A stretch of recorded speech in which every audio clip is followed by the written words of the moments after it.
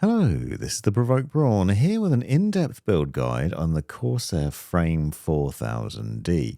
In this video I'm going to show you how to craft a PC that looks something like this, a stealth affair with Corsair's RX Max fans, the non-RGB variants, an IQ Link cooler, and black motherboard, black RAM, black GPU even, the specs of which I'll leave in the description down below, to create a really stealthy looking PC that runs quietly and yet performs well.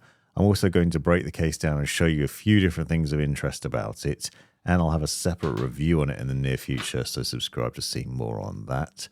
I want to talk to you about some of the interesting parts of the case first of all, like this removable front panel, which has a weird cheese grater effect on it, which will interestingly help with airflow perhaps, and then a dust filter that you can remove from behind that, obviously when it gets dirty over time. Behind that dust filter is Corsair's InfiniRail system, which is a modular part of this setup.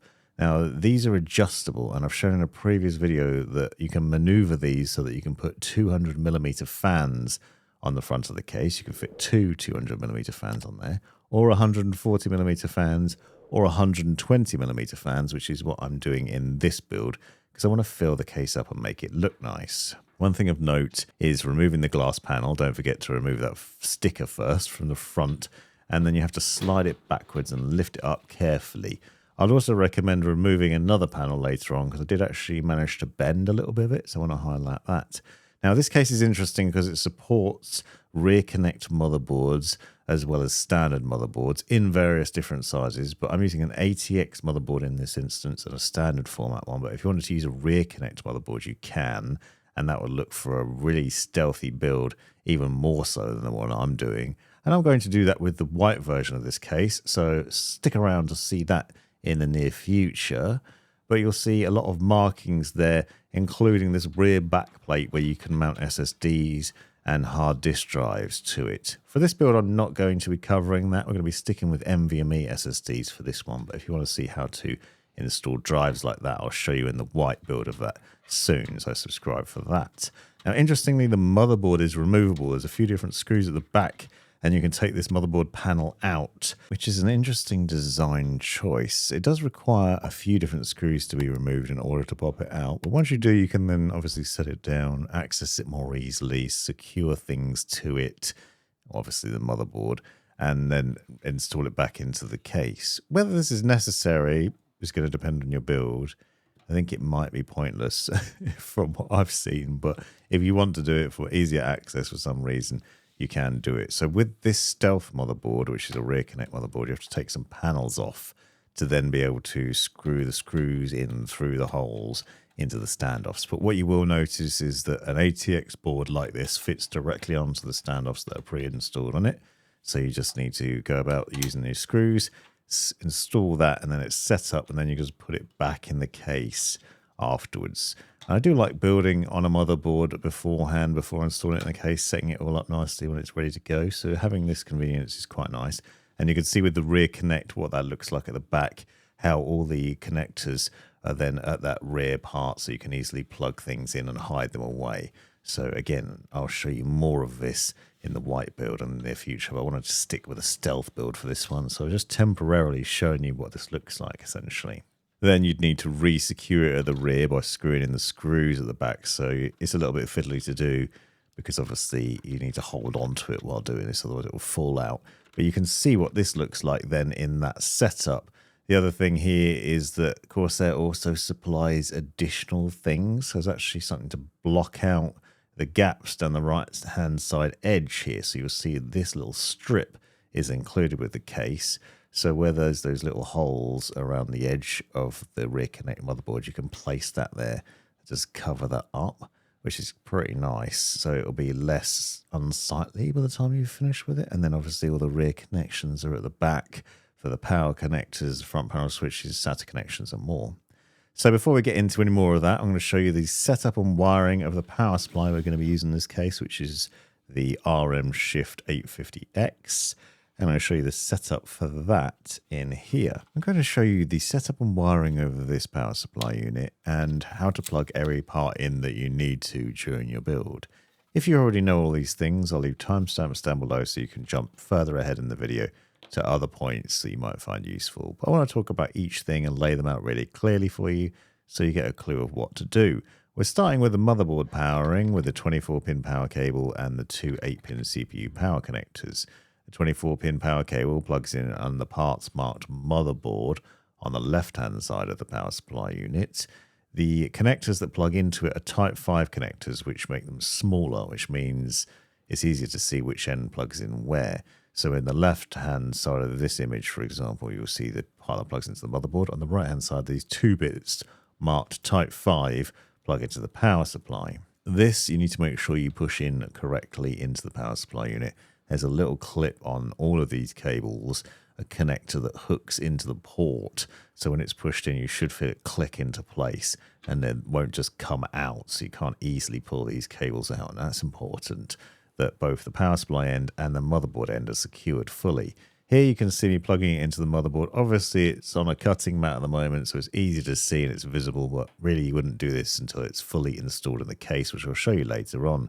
But this cable will only plug in one way, so you have to make sure the cable's facing the right way. And again, there's a little plastic clip that you can see hooks over part of the connector there and keeps it firmly in place. This needs to be firmly secured on both ends, otherwise it won't turn on properly.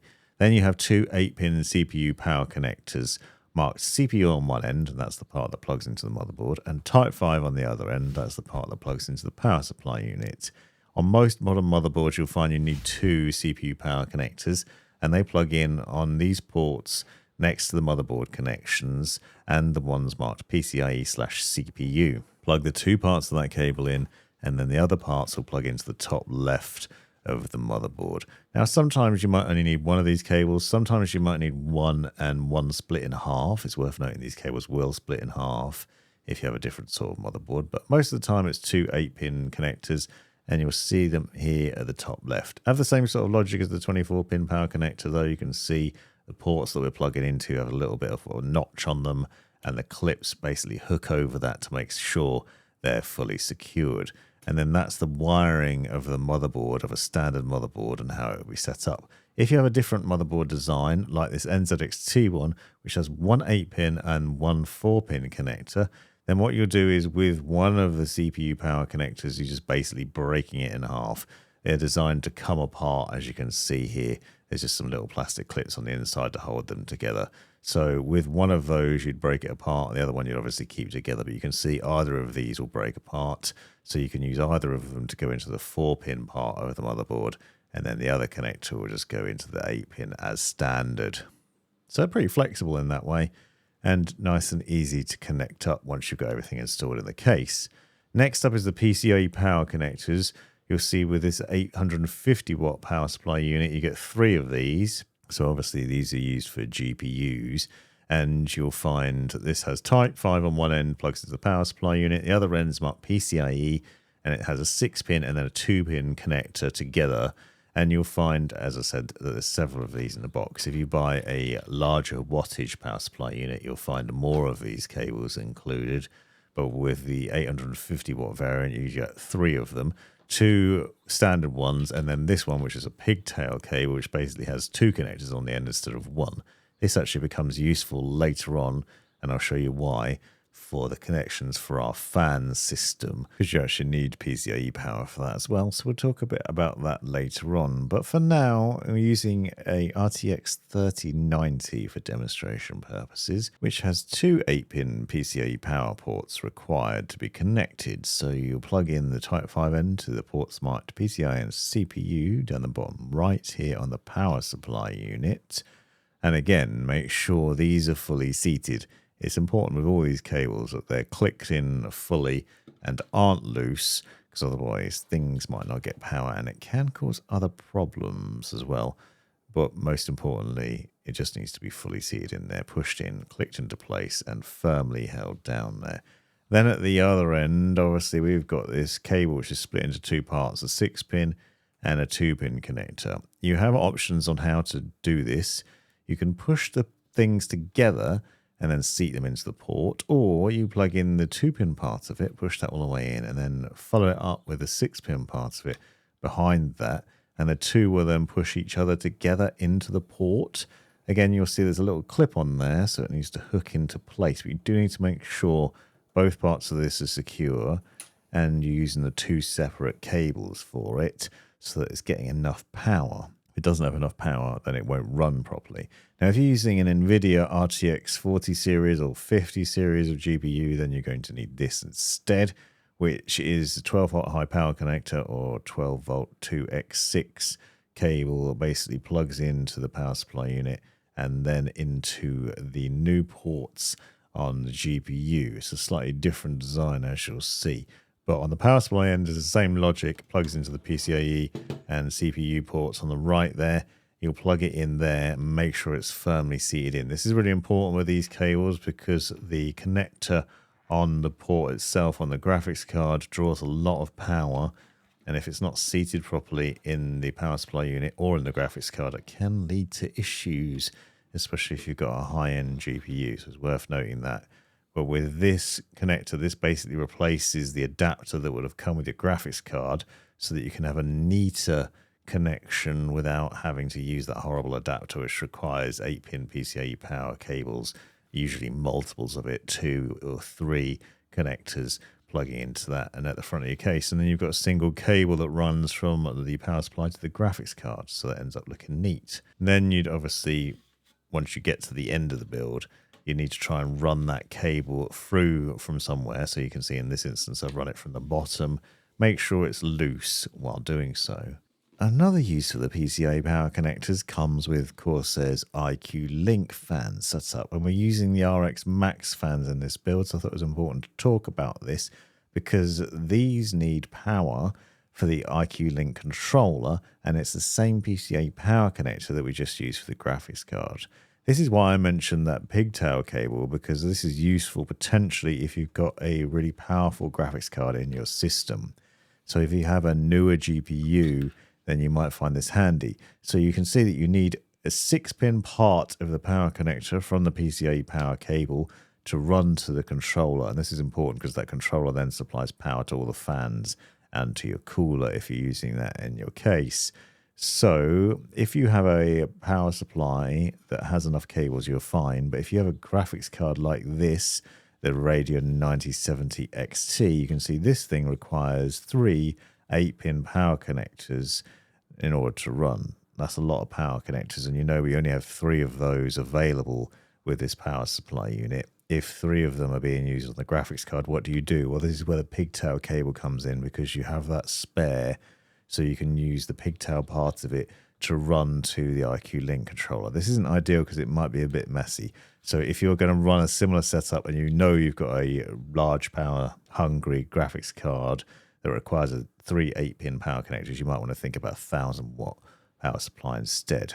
Now on to the powering of SSDs and hard disk drives. This is done with the SATA power cables, which you can see here. Type 5 connector on one end plugs into the power supply unit. Then you have multiple connectors on the rest of the cable that can be used for SSDs and hard disk drives. So these things will power those drives up. If you've got multiple drives in the case, you can connect multiple drives to one cable. It's also worth noting these cables are sometimes used for other things, and that might include other fan controllers. So if you're not following the same setup as me, you might be using these for other things. But generally speaking, hard disk drives, SSDs, L-shaped connector inside, so you can only plug them in one way. So the cable will only plug in one way round. But that's what the connector would look like. And you can plug in like this crucial SSD, for example, and connect that up. Then for the data connection, you'd have this cable, which is included with your motherboard. So you should find cables like this included with the motherboard. It plugs into the drive on one end, and then the other end plugs into the right-hand side of your motherboard. Obviously, the SATA power cable connection to the power supply unit gives you the power. The data connection is required to send data back and forth to the drive if you're planning on using these in your build.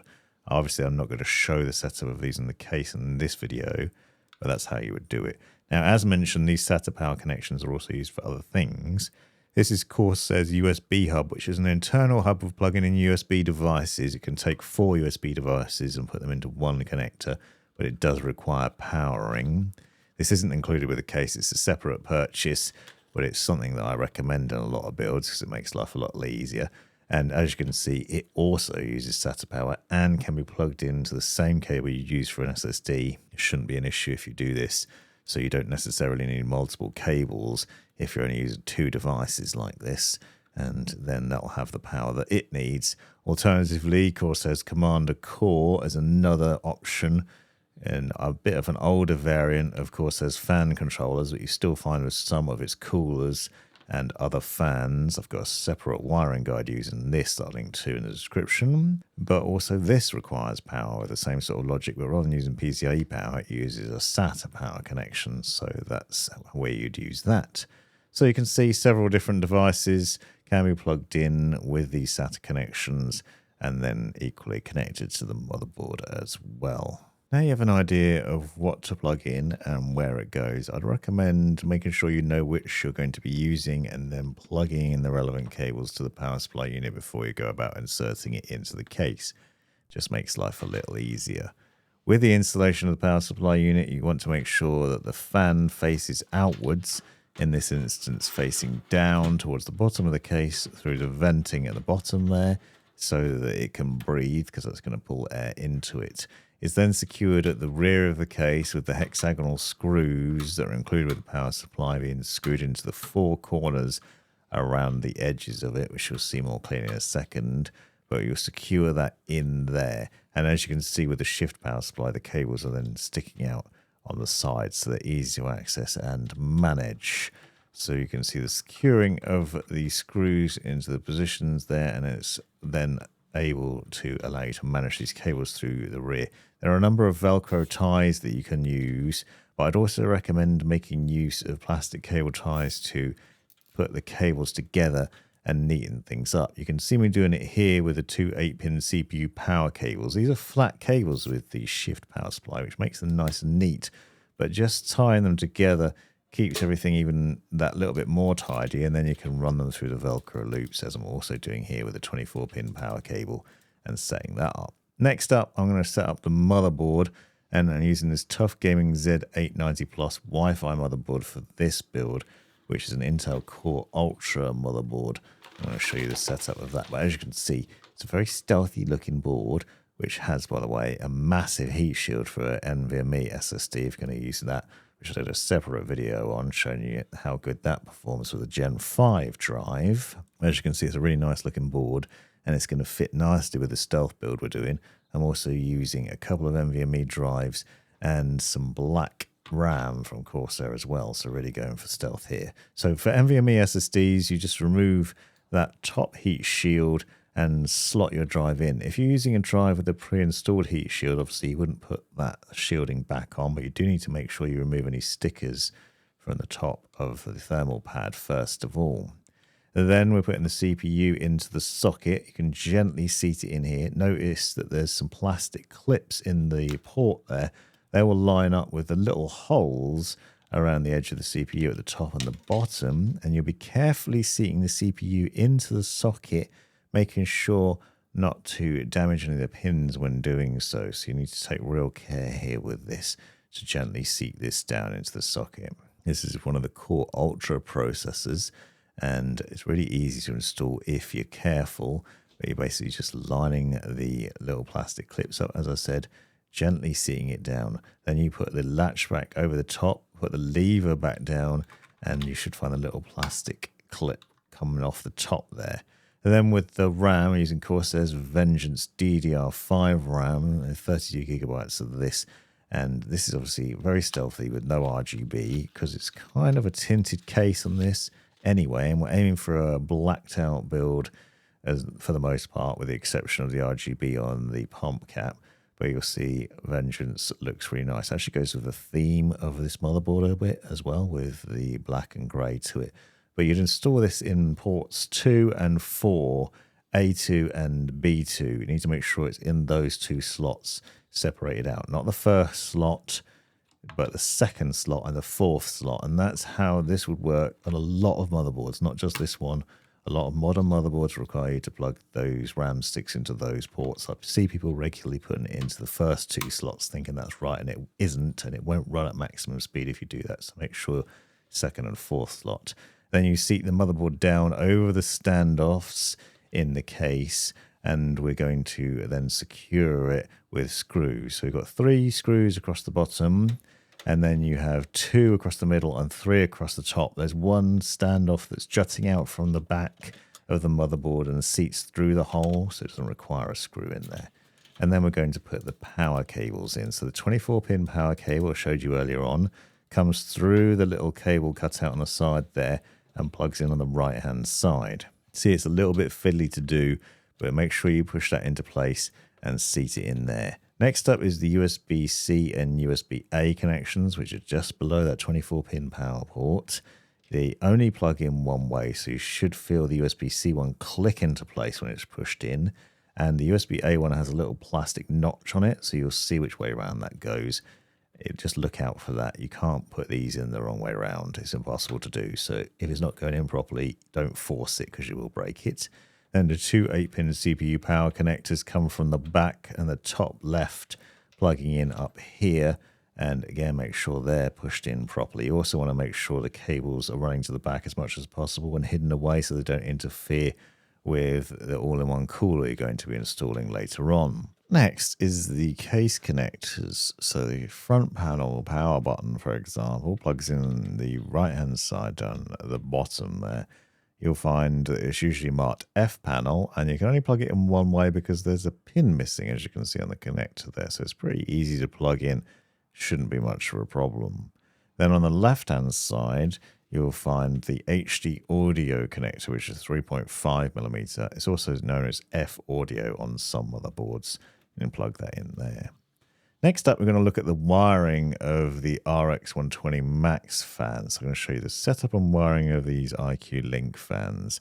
I've got a separate guide on IQ Link that I'll link to in the description. That might be helpful if you want to use other fans in your system or some other setup. But here you'll see what you get in a triple pack is the 3 fans, the controller, and the necessary cables. And obviously, we're going to need additional things as well.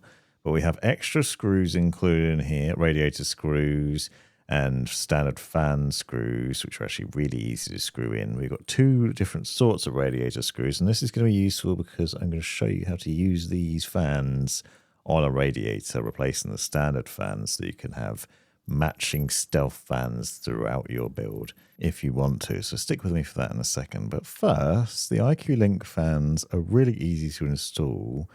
And watch out for these little arrows which indicate which way the airflow is going. I'll talk about that in a second as well. But they have these little connectors included in the box. You need to push those into the hole there, and then this other one into the port below it, which doesn't have any connector inside. And then that's how the fans lock together. So these are interlocking fans in that way. You need to make sure, obviously, you line up the right connectors with the right ports, and the connectors are just put in place, and then they'll just slot together. And then repeat this process until you have a chain of 3 fans for the build, because obviously we're going to be using 3 fans on the setup here. And I'll show you where these will install in a minute and which way round, because that will make a difference to the airflow as well. Really easy to install, and then you've only got 1 cable to deal with, essentially, from each group of fans like this. So much more straightforward than a lot of other fans out there, even older Corsair fans.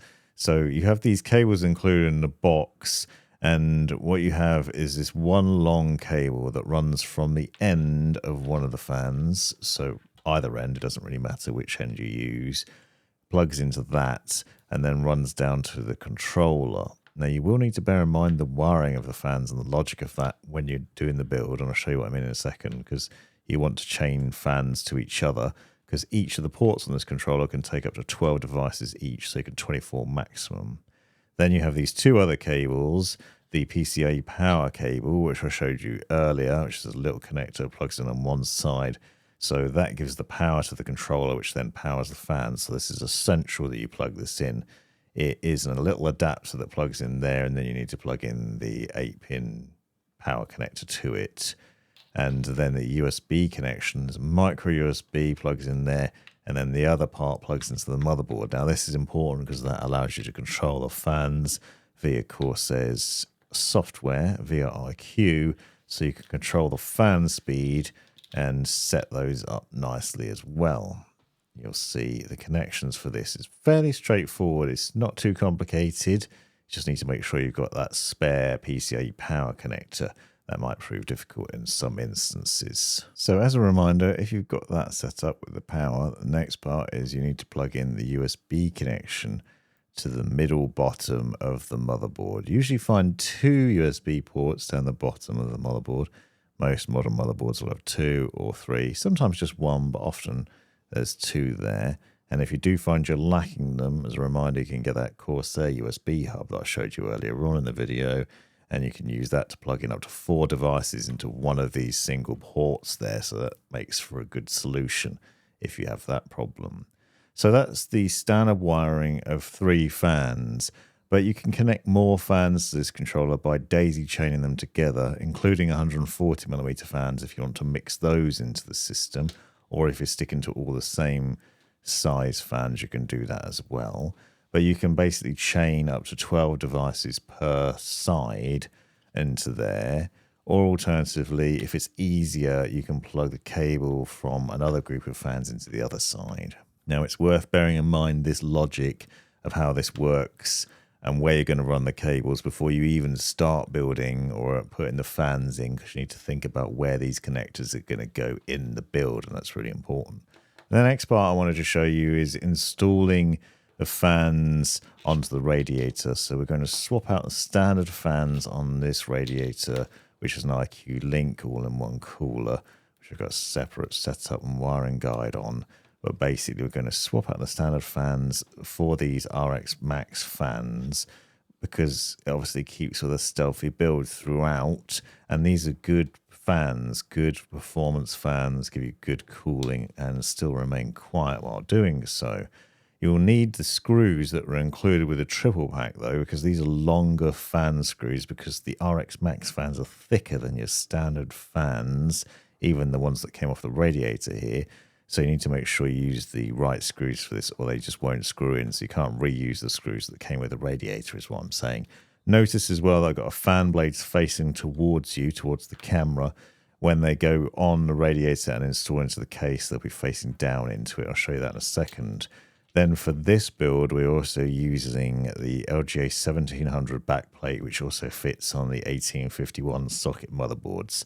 Line that up so that it faces through towards the front, and then we need to use the standoffs for that, so that 1700 socket standoffs will screw into each of those 4 holes from the back plate and be secured there. Then, as you can see, with the radiator mounting, as I mentioned, the fans are going to be facing down into the case.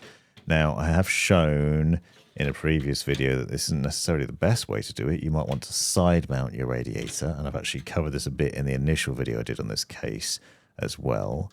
But you can top mount a 360mm radiator like this and then set those fans like that, and it's exhausting out of the top.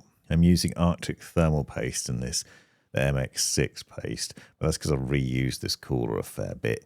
If you buy it new, it will come with pre-installed thermal paste, so you can just set it up and install it down there. Put it down over the standoffs and then use the included thumb screws to secure it. Go corner to corner, opposite corners, so that you can secure it nice and easily and tight as well. And we're basically making sure all 4 of the standoffs are screwed in nicely. I'd recommend using a screwdriver to make sure they're fully secured there. Then at the back, you can put the IQ Link controller on the back of that SSD hard disk drive panel behind the motherboard. Don't forget to plug in the power connector and then run the USB connection through to the front.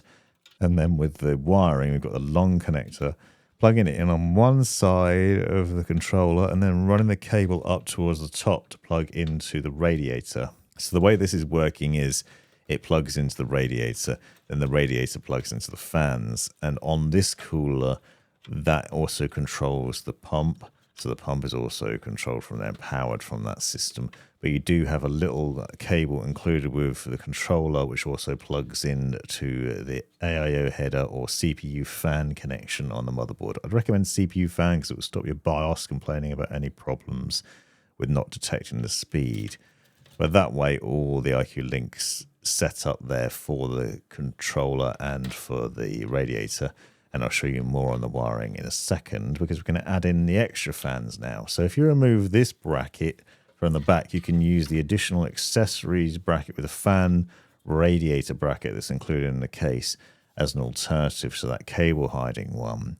What we're going to do here is mount these fans to it, so another group of 120mm fans to this bracket, but we're going to face them so that the blades face outwards. So make a note of which way round this goes, and you'll see it in a second. But we're basically pointing these so the blades face towards the outside of the case, and the back of them face towards the inside. This is setting them as intake fans, so they're pulling cold air into the system. Make sure you're careful to note where the connectors are once you've installed them on this tray, and also which way up they are, because otherwise the Corsair logo will be the wrong way around. You'll notice on the back you can see the Corsair logo there. But then we're going to slot it back into the back here and put it down in place. And this is now going to be intake fans. So you've got 3 intake fans on the side. I'm also going to put intake fans on the front of the case, and then exhaust fans on the radiator as mentioned out. Then re-secure that bracket to the top with a little small screw that's included there, and that's then set up like that. So what you need to do now is to run a cable from the end of the fans on the radiator to the other fans that we've just installed at the back. But what I want to show you quickly is what I was talking about earlier on, because I made a mistake here by leaning on this bottom panel while trying to do this. I ended up bending it quite badly at the bottom there. So don't do that. Avoid that. You can actually remove this panel. I would recommend doing it. It was partly because I'd also removed the bottom PSU shroud at that time, which you don't need to do. But you can take those out of the way if you need to be able to access things more easily.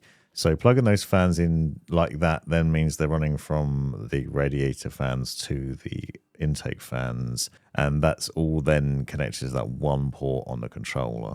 Now we're adding in front fans. For that, we're using these little clips that you can see here that are included with the case. These click on to the InfiniRail system at the front. What you'll do is you'll see when you look at the InfiniRail system, there are some little markings on the rail with little dots at specific points along it.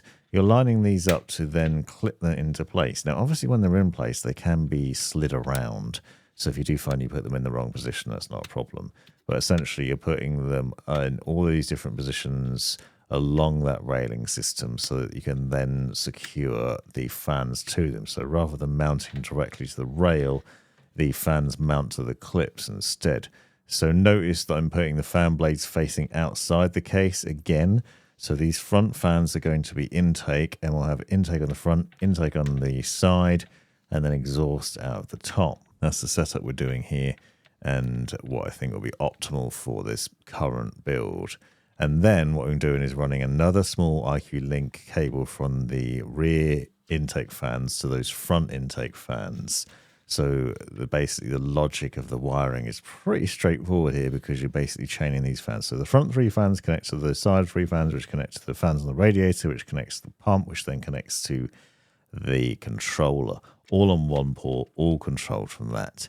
Now you notice that I removed the power supply unit shroud earlier on. You don't actually need to do this. That's because of something else I was doing with the case, but I installed that back there. Now another thing is to watch out for the cable hiding tray that we removed earlier on. On that, there is an anti-sag bracket for your graphics card, which is mounted to it. This can actually be unscrewed and then mounted to a separate bracket. So if you're not using this tray, as I'm not, because I'm putting the fan tray in instead and using that on the side, you can take this anti-sag bracket off there and remount it. So it basically is this long screw going into this housing, which then screws into the mounting bracket that fits onto the case. So you skewer that into there, and then it screws back in. So you basically have to remove it from the original bracket and screw it onto this new, smaller one. This is then going to be mounting into the case to then allow you to basically support your GPU when you finally get to install it. So you can see once you've secured it to this other bracket, it can actually be moved up and down here, but there's also 2 screws that need to be secured into the case. So if you unscrew the tip of it, you can then shift it up and down, and then you just need to tighten it back up again, and it will stay in place there. There's a little rubber bit on top of it, which is basically meant to support your graphics card, but an additional one included here in case that bit might accidentally press up against the fans on your GPU. So you'll see on the case we've got here, there's a couple of screw holes on the right hand side of the bottom of your motherboard, and they are accessible from the rear. From the rear, you need to basically access those holes so you can then secure it by screwing it back in. You can see I had to remove the side fan tray in order to be able to access this, so I could do it this way. You could possibly hold it in from the front and then screw it in from the back, but I thought it was easier just to temporarily remove the fan tray to be able to do this. So screwing the bottom and top ones back into place, and then you just reseat your fan tray back in there. It's not really an issue. And this is a nice addition to this Corsair case because it allows you to easily support your GPU during the build and then give it support it needs so it doesn't sag over time. And it's nice that it's also included with that extra bracket, so you don't have to worry about having the standard bracket on the side. And then with everything set up there, you can just shut the door on the rear and close that all up because we know that's all sorted out. And then we're going to install the graphics card, which is going in the top PCIe X16 slot there and slotting into place. Just be careful, obviously, that it's not pressing up against the anti-sag bracket when you're doing that, but it's in the bottom position at the moment. And then it screws into the back of the case there where you put in the screws to hold that in place and then tighten those up so it's well secured there. And as I showed earlier in the video, we're running the 12-watt high power cable from underneath the GPU to plug into the graphics card. And once again, make sure that this is loose, not really tight or taut, and that it's plugged in carefully, fully seated and clicked into place so that it's getting the power through properly. Then you'd adjust the anti-sag bracket, push it up underneath the GPU and tighten it up so it's secure. Just make sure while you're doing this that it's not pressing against the fan, because obviously you don't want to hinder one of the GPU fans and this might cause issues and noise. And then with a test boot, you can see that everything's running nicely and all the fans are spinning up as expected. So we can then put the case back together and finish it up. Now, I've shown you this build with the tubes on the left-hand side of the radiator, but you can also put them on the right-hand side, as you can see here. So you have an option for which way round you want to mount it. Same sort of logic, but options in terms of the mounting of the tubes if you want to put it the other way round. I'm pretty happy with how this build has come out, though. There is the possibility of adding additional fans into this case if you wanted to. You can actually mount a couple of fans to the bottom just underneath the graphics card, for example. But what I wanted to do here was to create an easy to follow build that hopefully give you a nice stealthy PC that you'll enjoy using. This has been the Provoked Prawn. I hope you found this video useful. Thanks very much for watching. Don't forget to check out the links in the description to other related videos that you'll also find helpful. Insights into the case, wiring IQ link system, setting up the fans on the radiator so that they respond to the CPU temperature and ramp up accordingly, and more besides. And enjoy your new gaming PC.